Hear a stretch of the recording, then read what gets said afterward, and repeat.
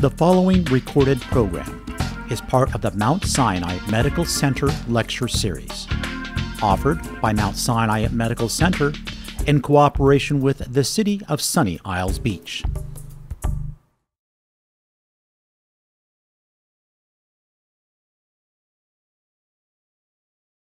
Good morning, everyone. Thank you for taking the time to be here this morning. I really appreciate it. My name is Dr. Dolores Prudent. Okay, I work with Mount Sinai. I'm one of the internal medicine primary care physicians. I started just a couple of months ago, so I'm very excited and feel blessed to be a part of the organization. I'm originally from Miami, Florida. Grew up here, went away to school for medical school, so I lived in Washington, D.C. for a little bit of time, but my heart ultimately had me come back home to where my family is, and that's how I ended up at residency, where I got my training done at the University of Miami Jackson Hospital. I just finished that in July, and now I've transitioned over to Mount Sinai. Like I said, it's a great opportunity for me. I'm very excited to be here and excited to be here this morning to give you guys some teaching about the flu. I thought this would be an appropriate topic because, you know, it's flu season and people have a lot of questions about the flu vaccine, and there's a lot of sometimes misinformation about the flu vaccine. So I thought it'd be a great topic to discuss on today. Okay. All right, so to start off, what is the flu essentially? So the flu is a virus. It's a virus that infects the nose, the throat, and can sometimes even make its way down into the lungs to cause a respiratory illness. The CDC, the Centers for Disease Control, estimate that about 8% of the U.S. population gets sick from the flu each season, but that can range, depending on the severity of the season, from 3% all the way up to 11%. So take you back to school a little bit. So there are different types of flu viruses. There's A, B, C, and D, with A and B being the most common that cause the influenza virus during the seasonal flu season. Influenza A is divided into subtypes and strains, so that's why sometimes you hear H1N1. That's still the flu, it's just a different subtype and a different strain. And that's when you heard sort of swine flu. So swine flu was an influenza virus, but it was a subtype H1N1 that caused a pandemic in the spring of 2009.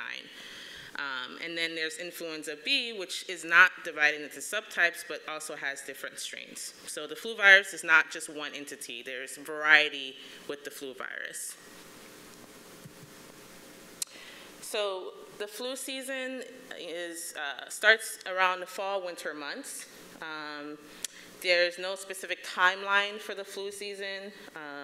You just start to see more cases develop, and it can even extend out into the springtime. But the peak in flu season is from December to February, and that's when we see the most cases. But in theory, you can really get the flu any time of the year. You just have more cases throughout the fall and the winter months.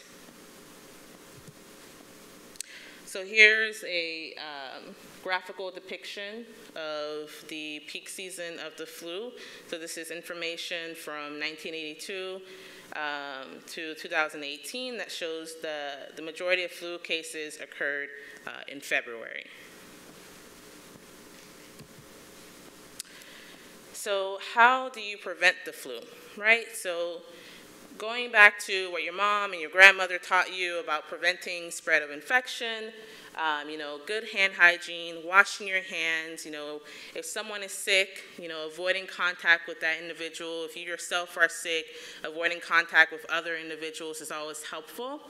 And if you ever have any cold-like symptoms or flu-like symptoms, it's always recommended that if you're having fevers, that before you have close contact with anyone, you at least wait 24 hours until your fevers are over.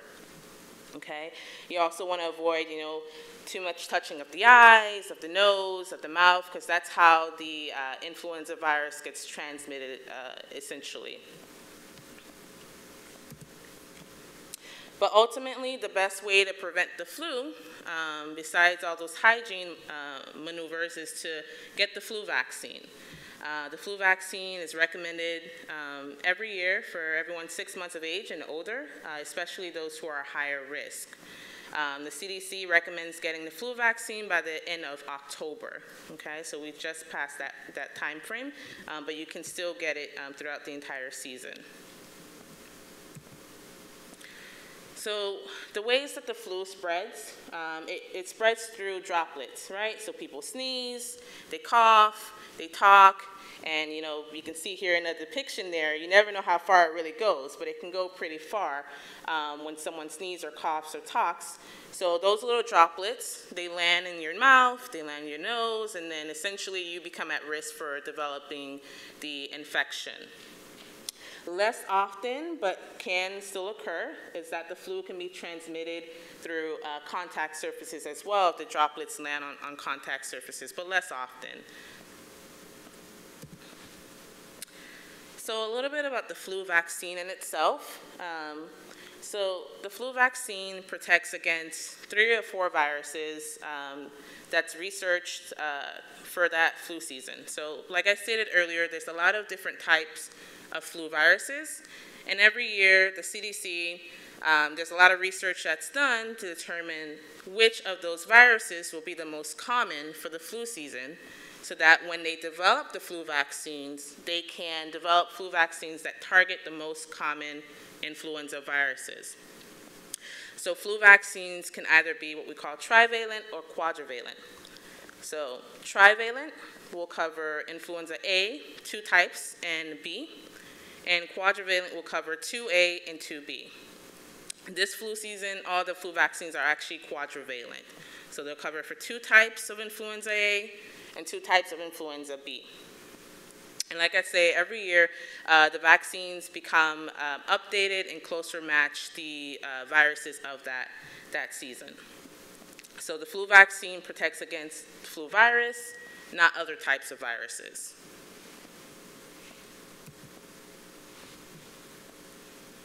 So how does it work? So the way that the flu vaccine works is that it causes your body to develop what we call antibodies. And antibodies essentially help protect you from the virus. So you get exposed to some of the proteins of the virus, not necessarily the virus in itself, and then your body develops antibodies to those proteins. It usually takes about 2 weeks after you get the vaccination to be fully protected for the virus.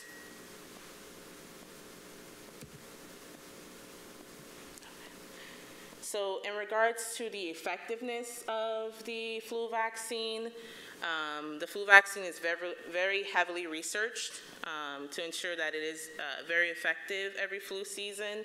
And studies will vary, but studies have shown that the vaccine reduces the risk of flu illness by between 40 to 60%.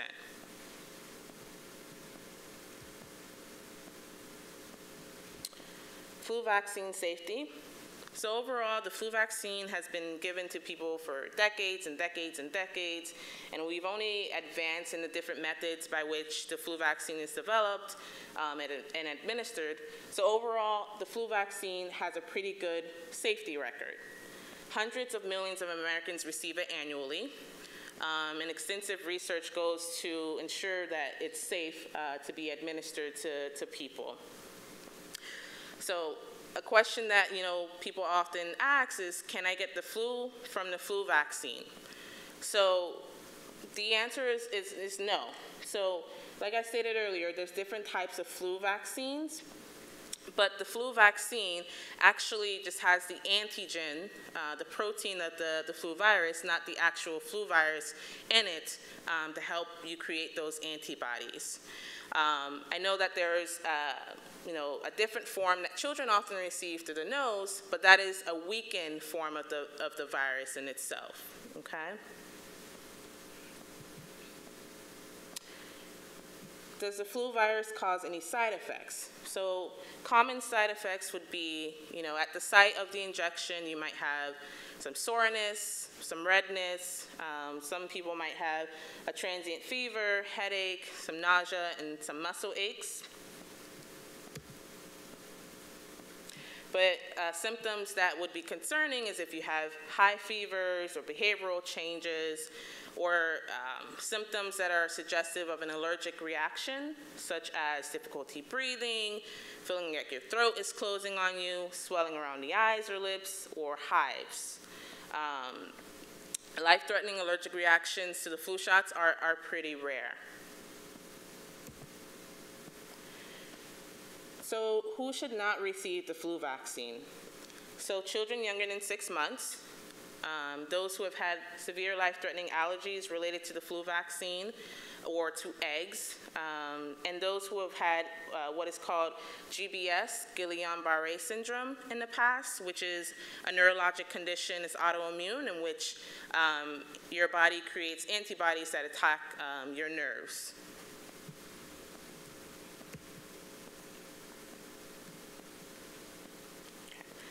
So another thing I hear often is, I got the flu shot, I did what I was supposed to do, or what's recommended, and I still got the flu, right? What happened? So there's various scenarios as to exactly what might have happened. So like I stated earlier, the flu virus causes a respiratory illness, but there are other viruses out there that can cause similar symptoms, right? There's rhinovirus, so it's not always the flu in itself, unless you were tested and it came back positive, that might be the culprit of your cold-like symptoms that you presume is the flu. Another possibility would be that you did get exposed to the flu, right? So if you remember earlier, I mentioned when you get the flu vaccine, it takes up to 2 weeks for your body to develop the antibodies that it fully needs to protect yourself, right? So it's possible that, you got exposed to the flu 1 day, 2 days, right before you got your flu vaccine, you still felt fine, you got your flu vaccine, and then right afterwards you developed the flu because you got exposed beforehand, before getting the vaccine. The other possibility is that you got exposed within that 2-week span where your body hasn't fully developed the protection from the vaccine, and you got exposed during that time frame. Another possibility is that you've been exposed to a different type of influenza virus, right? So the flu vaccine protects against the 4 most common viruses of that season, but there are other flu viruses that exist that it may not necessarily protect from.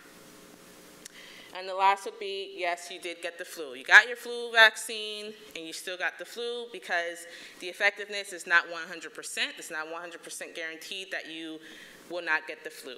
But you do decrease your chance of getting the flu with the vaccine, okay? So you get the flu, right? So what are some symptoms of the flu? So you might have a non-productive cough, meaning that you're not coughing up phlegm. It's more of a dry cough. You might have a sore throat. You might have some, runny nose, some discharge from the nose. And then the big thing about the flu is that you get what we call systemic symptoms, so total body symptoms, right? You get fevers, you get headaches, you get muscle aches, you feel very, very fatigued, you feel very weak, are all common symptoms of the flu. So uncomplicated flu will present with the symptoms that I just described, but sometimes you have a little variety in people's what we call presentation, how they present. Sometimes older individuals may not necessarily have the classical symptoms and signs of the flu, and that's when you have to use your clinical judgment and all the testing that you do to decipher exactly what is going on. So here's a little graphic posted by the CDC to kind of help people decipher, is it the cold or is it the flu? right? Because it can be a little bit of a mixed picture to kind of determine what it is. And sometimes it's based off of these symptoms, you still can't really determine until you do your testing and it comes back either negative or positive, right? So on the left, you see there, it's the cold, and on the right is the flu. So symptom onset, the cold usually comes on a little bit slower, versus the flu hits you like a bus, really. It comes on very abruptly and very strongly. Fevers are typically rare with colds, but the flu, you see it more commonly. Aches is more common with the flu, generalized body aches. Chills, again, is more common with the flu. Weakness and fatigue, more so flu. But then like the sneezing, the runny nose, the sore throat, that's more consistent with the common cold than with the flu. And headache is also seen with the flu. Now, that's not to say that you might not fall into the left side of the column and have those symptoms and still not have the flu, and vice versa, okay? These are just clues to kind of help aid you. So, diagnosing the flu. So most commonly, we have rapid influenza diagnostic tests, which you might go to your doctor's office in the clinic, and they might do like a little nasal swab, and you get the results back within 10 to 15 minutes. So that's commonly the way that we diagnose it if you would come into the office. It's not as accurate as other tests that might be done in like a public health lab or in a hospital. So say, for instance, if you're in a hospital, they might do a little bit more detailed testing that might take a little bit longer, but may be more accurate than the rapid test that you would have done in your doctor's office. So if you get the flu, how contagious are you? So you might be able to infect others beginning at least one day before you even start developing symptoms. And that can extend up into 5 to 7 days after you've become sick. But the period of most contagiousness is usually in the first 3 to 4 days after you start to develop symptoms and become ill. So so for the flu, if it's uncomplicated, gradually you'll improve over 2 to 5 days. Sometimes the illness can last a little bit more than a week. And in rare cases, people may get, a prolonged phase of symptoms in which they still have some fatigue and weakness called post-influenza asthenia, okay? So what's the big deal with, getting, the flu, right? If it's, cold-like symptoms, you get better within a couple of days. People get it all the time. The big deal is that flu can become complicated. So what I presented to you was uncomplicated flu, but it can become complicated under the right conditions, the right person, the right risk factors, and that's where you start to have a lot of hospitalizations related to the flu and also deaths related to the flu as well. So here shows the estimated burden of flu in the U.S. since 2010. And it shows approximately 12,000, the ranges are wide, 12,000 to 79,000 deaths related to the flu, 140 to 960,000 hospitalizations related to the flu. So this is why, we as healthcare providers stress the importance of the flu vaccine, is because it can become complicated and it can become very serious and place your life at risk. So complications of the flu would be most commonly pneumonia, right? So sometimes the flu virus can make its way down into the lungs and cause an infection of the lungs. High-risk individuals include very young children, any adults older than age 65, those with other medical conditions such as chronic lung conditions, heart disease, conditions in which, you're immunocompromised, your immune system is not the best, all places you at risk for developing complications related to the flu. So these are the high-risk individuals that we really stress to get vaccinated. So the virus in itself can cause a pneumonia, where it gets into the lungs. Usually that's someone who has persistent symptoms, worsening symptoms, not getting better. It's least common than some of the other complications I'll list, but is the most severe.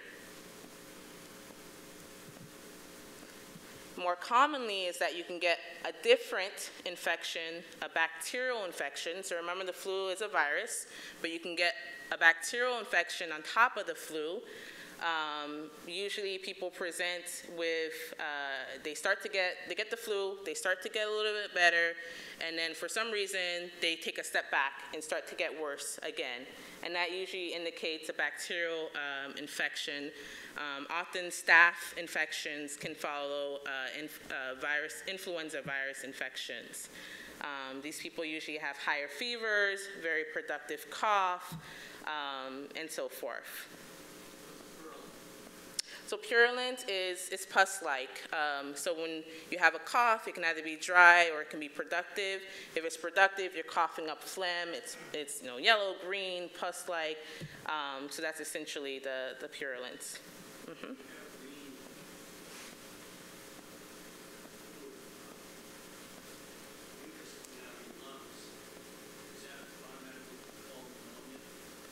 Not necessarily. So pneumonia, you have to take in the complete picture. Pneumonia is usually fevers, cough, shortness of breath. You have to take in consideration clinical findings on examination. If the doctor listens to you, they might hear some abnormalities in your lungs, and your chest x-ray will show the finding of the pneumonia. Because you can have a cough, a cold, and have productive, phlegm that's green and yellow. Yeah. Mm-hmm. Mm-hmm. Yeah. So that doesn't always indicate a pneumonia. That does not always indicate a pneumonia. It could be a common cold. It can be a bronchitis, chronic bronchitis. So those entities are a little bit different. Yeah. So like I said, the different conditions can affect your lungs, not just pneumonia, and cause you to have that phlegm. Okay. Well, that's good. That's good. All right, so who do we treat, right? So usually if you present within 48 hours of symptom development, you're a candidate for treatment, because really after that point in time, the treatment is not as effective in helping take care of the virus. Those who have very severe disease, so those are the people that fall into the complicated portion of influenza virus requiring hospitalization, or if they have evidence of a pneumonia, those people need to be treated. High-risk individuals, those who live with high-risk people, so if you're young and vibrant and you have no medical conditions, but you get the flu, but you live with someone else who has lung disease, heart disease, very frail, then that person is at risk at catching the flu virus from you, so we want to ensure that we treat you as well. And then healthcare providers as well. So the flu is self-limited, which means that it will take care of itself unless there's a complication related to it. But we always want to make sure that we help prevent those complications from developing, and that's why we like to treat it. Treatment will help shorten the duration of the symptoms. And the benefit is received most if you present earlier with the symptoms. So the earlier you present, the more benefit you get out of flu vaccine treatment. So currently, the FDA approves 4 treatment modalities, antivirals for the treatment of the flu. Tamiflu is the most commonly used and commonly known antiviral medication for the flu, but there are other options for it. Most recently, in 2018, baloxavir is a new drug for treating the flu. And the benefit of that is that it's a single dose medication versus Tamiflu is a 5-day treatment that is the course of it. So baloxavir is a new drug that's out there. It's a single time dose, and it's approved by the FDA to treat the flu.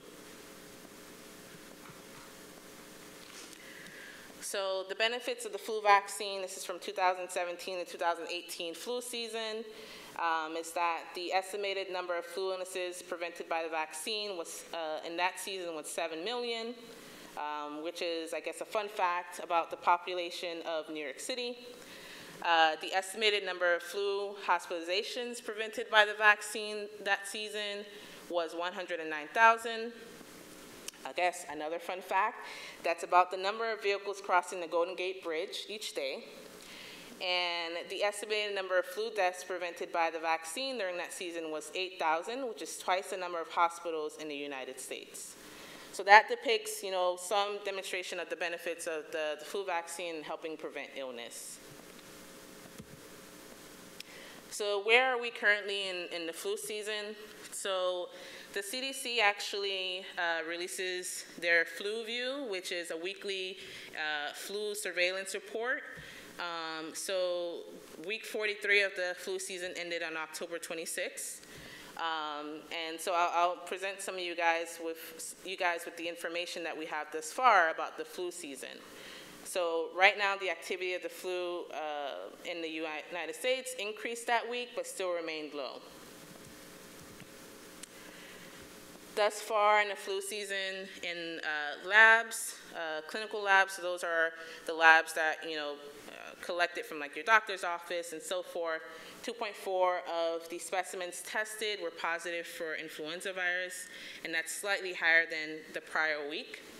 And in public health labs, influenza A and B, these forms here have been the most common thus far, okay?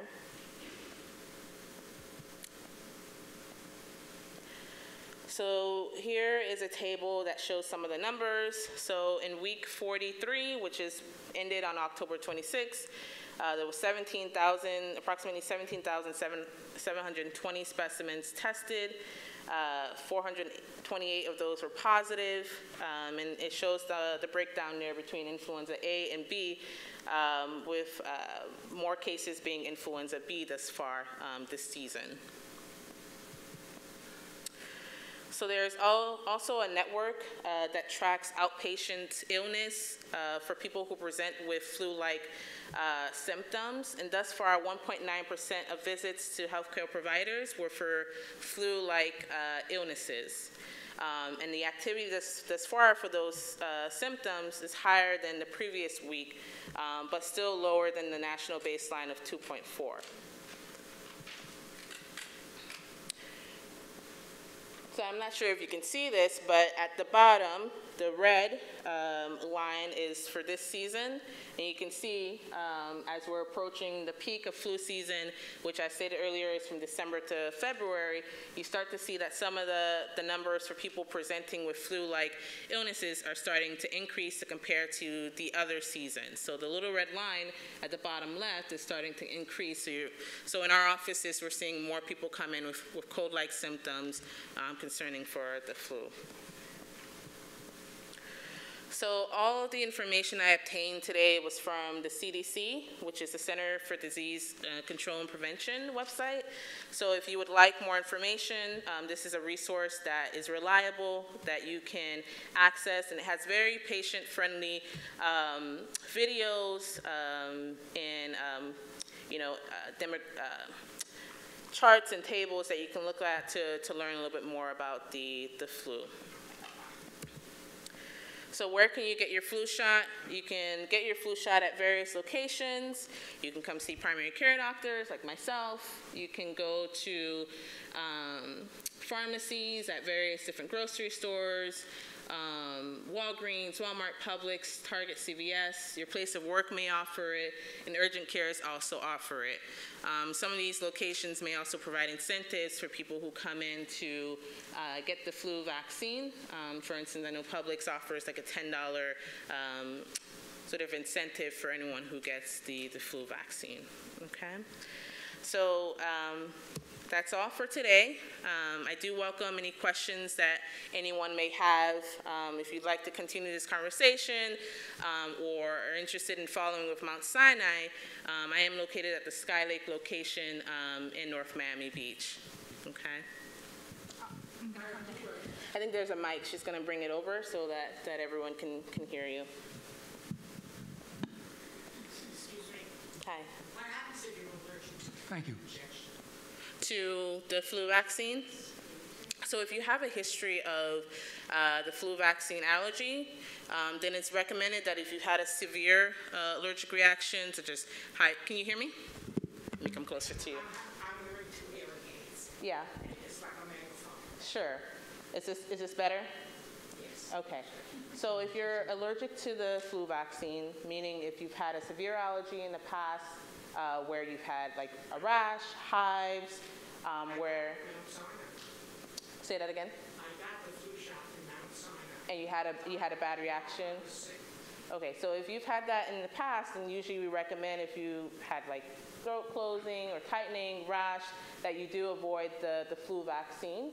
And in that instance, you do some other preventive measures, such as making sure you're not around sick individuals, that you have good hand hygiene, that you're avoiding contact, so forth, to avoid getting the flu. Mm-hmm. Now I take Coumadin. Nothing goes with Coumadin. That's all right. So I'm not sure about the interactions between Coumadin and the flu vaccine. You can always ask your provider. Pharmacy. Mm-hmm. Sorry? I worked in Mount Sinai's pharmacy. Oh, okay. And that's why I found out. Mm-hmm. So there's really nothing I can take.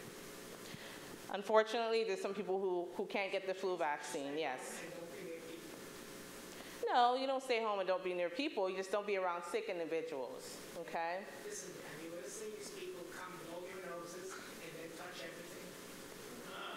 Yes, of course. But you yourself can do, measures yourself to prevent yourself from getting the flu. And if you do develop any symptoms and you know you haven't received the flu vaccine, then that alerts you that you should come sooner to your doctor to be evaluated for treatment, okay? Okay. Excuse me, doctor, I understand we have 2 types of vaccines for people over 65 and under 65. Is that right? Yes, so there has been development of different types of flu vaccine. So for individuals over than 65, there is a higher dose flu vaccine, which has a higher amount of the antigen, which is the protein they get from the virus to help your body develop antibodies. So for those over 65, you can get that flu vaccine. It has more antigens so that your body builds more antibodies. I believe it's called Fluzone, but don't quote me on that. Then I want another question. How do you build your immune system up so you can try to prevent the flu? What do you take, supplements? Or? So to prevent the flu specifically, you No, have just to, in general, as far as illnesses. in general, Common cold, flu.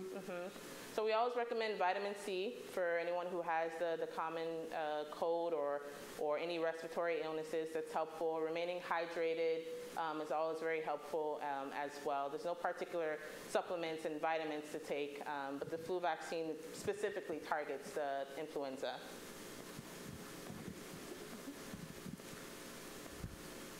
I have 3 questions. Thank you for the talk. How do they determine which of the flus will be the most common for the next season? I'll ask them one at a time. So the CDC each year studies the patterns of past history. Like I said, the flu virus is around throughout the entire year. It's not just during the flu season. So they take information from the rest of the year and past flu seasons to kind of help dictate which viruses will be the most common. I don't know all the details and intricacies of the research. I don't understand that. Yeah, I don't know all the intricacies because I'm not a scientific researcher, but that's essentially how they do it. They use data that they already have to infer about which will be the most common.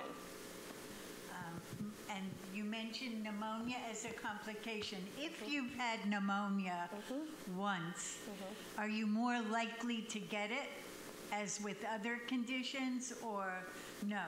It could just, I guess it depends on the individual and the underlying. It depends on their risk factors and other comorbidities as well. Okay, going to the third one. If you've been inoculated with the flu shot and you get a mild case of flu, are you still eligible for the Tamiflu 2, 3, 4, the four treatments you You mean if mentioned? you've received the flu vaccine and you get sick with the flu? Yes. Can you still be treated? Yes. Yes, absolutely. Okay, thank you very much.